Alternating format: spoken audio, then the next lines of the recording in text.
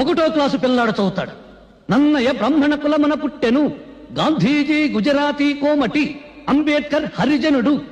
ఎవడడిగాడండి వీళ్ళ కులం దేశానికి నూరి పుయ్యమని? ఇవన్నీ వాగితే నేను పిచ్చోడు.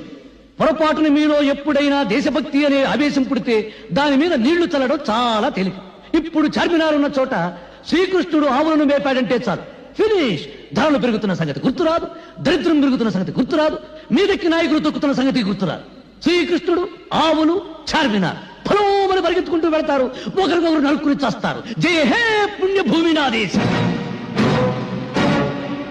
ఒక్కసారి బాగా ఆలోచించుకోండి. బ్రిటిష్ వాళ్ళను వెళ్ళగొట్టడానికి ఈ దేశంలో కాలిన బస్సుల కన్నా, తగలబడిన ఆఫీసుల కన్నా, చచ్చిన మనుషుల కన్నా 47 ఏళ్ల స్వాతంత్రంలో మన రాజకీయాల కోసం, మన వర్గాల కోసం, మన కులాల కోసం తగలబెట్టుకున్నదే.